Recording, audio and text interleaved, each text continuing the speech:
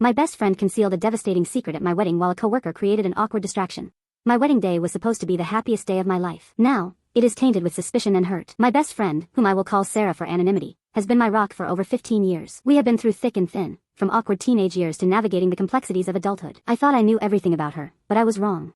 Discovering this secret about Sarah has made me question our entire friendship. I found out she had been secretly seeing my fiancé months before he proposed to me. I learned about their relationship from an anonymous message I received the morning of my wedding. I do not know who sent it. The message included specific details about their dates and conversations. I felt like I was reading a horrible work of fiction. I confronted my fiancé about it before the ceremony. He admitted to it, claiming it was a mistake and that he loved me. He begged for forgiveness, and I was in such a state of shock that I went through with the wedding. I told myself I could sort things out later. I shoved my feelings down as deep as I could. I wanted at least one day of happiness, even if it was a lie. I tried to enjoy the reception. Many people I cared about were there. I managed to paste a smile on my face. I posed for pictures and danced with my husband. All the while, I was replaying the message in my head. I also found myself watching Sarah closely. I scanned her behavior, searching for any sign of guilt or remorse. She seemed genuinely happy for me, which made me feel even more confused. Was she a good actor, or was I overreacting? The doubt gnawed at me. I pushed these thoughts away to try and focus on the moment. The wedding itself went smoothly. I was so focused on saying my vows and celebrating with my husband that I barely noticed what my guests were doing. However, I remember one peculiar incident involving a coworker, Emily. Emily had a bit too much to drink and spent a good portion of the reception cornering people to give unsolicited career advice. It was cringeworthy, but I brushed it off as just Emily being Emily. I was too happy to let it bother me. The next morning, after my husband and I opened our gifts, I noticed Sarah seemed a little distant. When I asked her if something was wrong, she just said she was tired from the wedding. I accepted it, though I sensed she was holding back. Later that day, I went over to my sister's house for dinner. My mother was there, and we were discussing the wedding. I mentioned that Sarah seemed a little off, and my mother agreed. She told me she had also noticed Sarah seemed to be avoiding me at the reception. She thought maybe Sarah was jealous of all the attention I was getting. I told her that was ridiculous since Sarah always seems to enjoy being the center of attention. My mother just shrugged and said, "Well, people act strange sometimes."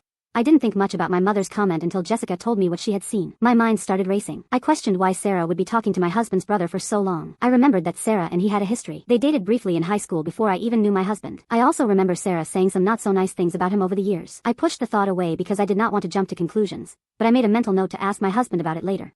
A week later, I was grabbing coffee with another friend, Jessica, who had also attended the wedding. Jessica casually mentioned that she saw Sarah talking to my husband's brother for a long time during the reception. She thought it was odd because Sarah had always claimed she did not like him. I shrugged it off, assuming they were just making small talk. Still, Jessica's comment planted a seed of doubt in my mind. The following week, I received a strange phone call from an unknown number. I usually ignore those, but something told me to answer. The voice on the other end was muffled and distorted, making it difficult to understand. The caller said, "Sarah is not who you think she is. Look into her past." Then they hung up. The call left me feeling uneasy all day. I replayed the distorted voice in my head, trying to decipher any other clues. I checked the number online, but nothing came up. It was a dead end. I considered dismissing it as a prank, but the caller sounded serious. I spent the next few days subtly observing Sarah. I looked for anything out of the ordinary, any sign that she was hiding something. I tried to casually bring up her childhood, but she deflected the questions. She said she had a normal upbringing and did not elaborate. Her evasiveness only fueled my suspicion. I knew I had to find out the truth, no matter how difficult it might be. I was shaken. Who would make such a call? And what did they mean by looking into Sarah's past? My mind raced with possibilities. I debated whether to tell my husband about the call, but I decided against it. I did not want to worry him unnecessarily. Instead, I did something I never thought I would do. I started snooping. I went through Sarah's social media, searching for any clues about her past. I even considered hiring a private investigator, but I quickly dismissed the idea as being too extreme.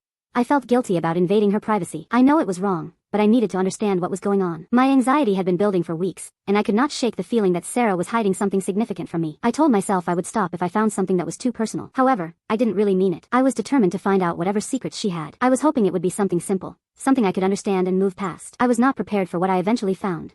The whole thing made me feel like a terrible person. I felt like I was betraying Sarah's trust, but I couldn't stop myself. I checked her email, her old chat logs, anything I could think of. Most of it was just boring stuff, old class assignments and conversations with friends. It took me a long time, but I finally found something that seemed out of place. It was a link to a blog I had never heard of before. I clicked on it, not knowing what to expect. It was filled with her thoughts and feelings from a decade earlier.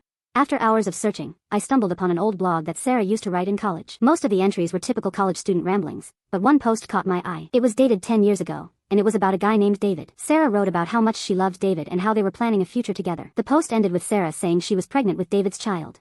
I froze. Sarah had never mentioned anything about being pregnant before. I scrolled through the rest of the blog, desperately searching for more information. A few weeks later, Sarah wrote another post saying that she and David had broken up and that she had lost the baby. She did not provide any details, but the tone was devastating. I tried to piece together a timeline in my head. I thought back to the months leading up to my wedding. I remembered Sarah acting strange, but I had attributed it to general stress. Planning a wedding is hard, and everyone was under pressure. Maybe she was trying to protect me from her own problems. I still felt hurt, but I could understand wanting to keep bad news private. I needed more information before I could fully process this revelation. I decided to do some more research. I searched online for any news articles related to Sarah and David. I hoped to find some kind of confirmation or explanation for the breakup and the miscarriage. I found a few old articles about David's work, but nothing personal. I then searched for Sarah's name, specifically looking for mentions of a pregnancy or a loss. I still found nothing. It was like she had completely erased that chapter of her life from the internet. This made me even more suspicious. It seemed like she put a lot of effort into keeping this a secret. I felt a wave of sympathy for Sarah. I could not imagine going through something so traumatic and keeping it a secret for so long. However, something still did not add up. Why had she never told me? And why did she seem so uncomfortable at my wedding?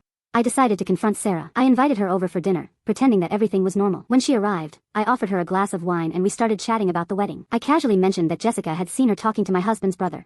I watched her closely as I spoke. I wanted to see her reaction. I wanted to know if she would lie to my face. I had spent weeks agonizing over this. I replayed the scenarios in my head. I knew I had to say something. I thought about ignoring it, but I could not. I needed to know the truth. I felt sick thinking about her with his brother. I hoped she would deny it. I hoped Jessica was wrong.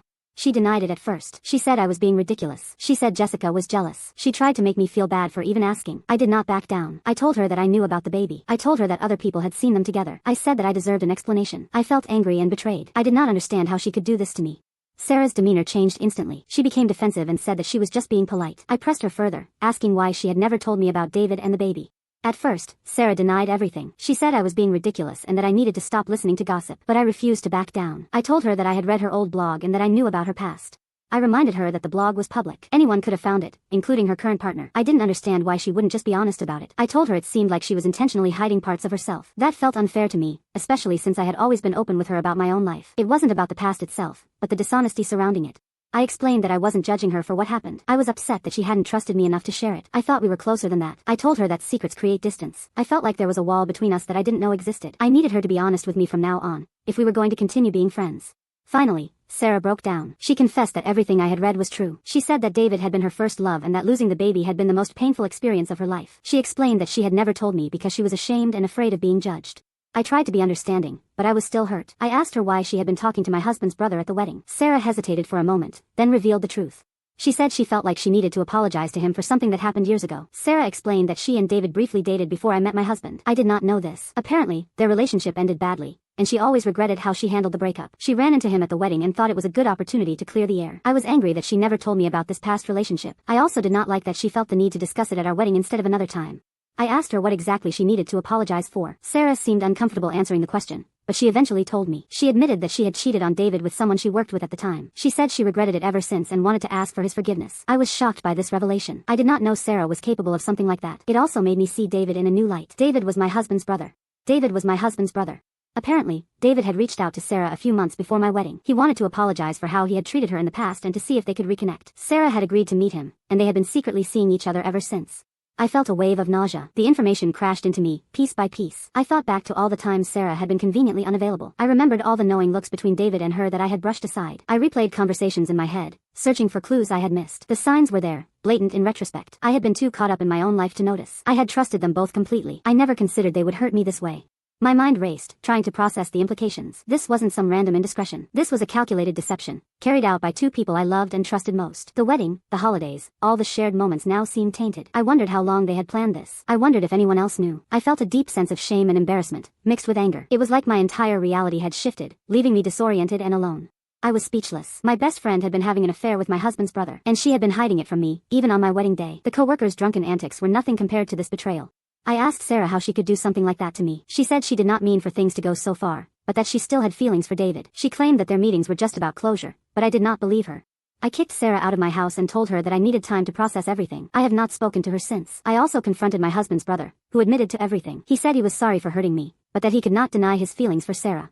My husband is furious with his brother and supportive of me, but our family dynamic is completely shattered. I feel betrayed by both my best friend and my husband's brother. My wedding day, which was supposed to be a celebration of love and commitment, has become a reminder of deception and heartbreak.